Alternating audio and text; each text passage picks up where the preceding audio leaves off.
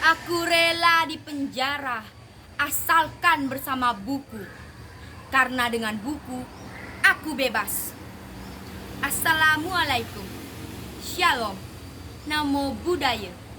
Om Swastiastu dan salam sejahtera untuk kita semua. Saya Elizabeth Efriani, perwakilan dari SMA Negeri 6 Padang. Puji syukur saya ucapkan kepada Tuhan Yang Maha Esa, karena atas berkat dan rahmat beliaulah kita senantiasa diberikan kesehatan dan keselamatan. Saudara-saudara sekalian, berdirinya saya di sini untuk menyampaikan pesan dalam rangka memperingati bulan Bung Hatta yang bertemakan keteladanan Bung Hatta, berjudul Dari Bung Hatta kepada Milenial. Saudara-saudara sekalian, siapa yang tidak mengenal Bung Hatta? Saya yakin seluruh rakyat Indonesia pasti kenal dengan sosok ini.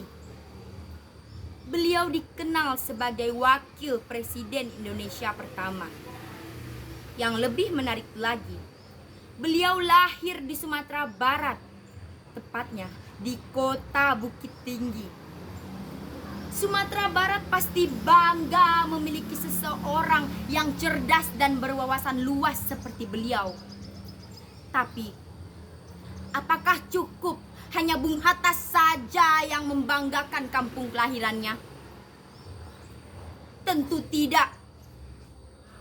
Bukan hanya Sumatera Barat, tapi Indonesia juga sangat butuh generasi milenial yang bisa mengikuti jejak beliau. Indonesia butuh generasi milenial yang bisa membawa nama Indonesia lebih lagi ke internasional. Saudara-saudari sekalian, Bung Hatta bahu-membahu memperjuangkan kemerdekaan bersama seluruh lapisan masyarakat, pro patria dan primus patrialis, yang artinya beliau selalu mencintai dan mendahulukan kepentingan tanah air. Beliau pernah diasingkan ke Bovendigul karena dianggap membangkang terhadap pemerintah kolonial. Z menuliskan di dalam buku Cara Baik Bung Hatta bahwa banyak kesaksian dari teman-temannya yang mengatakan betapa Hatta sangat asketik, tidak mau tergoda dengan beberapa kultur barat yang dianggapnya bertentangan dengan nilai-nilai Islam. Bung Hatta paham dan siap menghadapi semua konsekuensi dari jalan politik yang ia tempuh. Saya mengingat hal bijak yang pernah dikatakan oleh Bung Hatta. Pahlawan yang setia itu berkorban bukan untuk dikenal namanya, tetapi untuk membela cita-citanya. Membela cita-cita dengan tekad yang penuh adalah pahlawan yang sebenarnya. Bung Hatta memiliki prinsip yang tegas untuk membuat dirinya sama kata dengan perbuatan. Bung Hatta tidak pernah mengubah niat atau janji yang sudah disampaikan. Bagi para pemimpin bangsa, menepati janji kepada rakyat adalah suatu keharusan sebagai perbuatan yang anggun dan mulia. Bagi Bung Hatta, tahta adalah untuk rakyat. Beliau punya pemikiran bahwa seseorang bisa menjadi pemimpin suatu negara karena adanya rakyat yang menyatukan suara untuk memilih seseorang tersebut. Bung Hatta sangat menghormati kedaulatan rakyat. Itulah sebabnya Bung Hatta disebut sebagai bapak kedaulatan rakyat.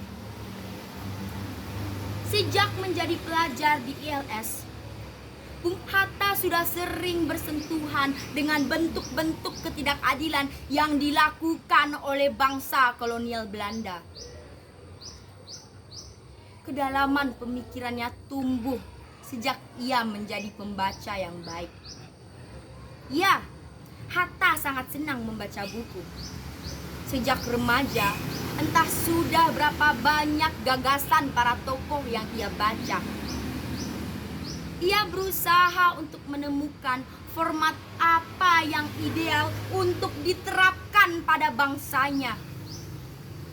Sebuah tatanan negara dengan masyarakat yang sejahtera, adil, dan makmur.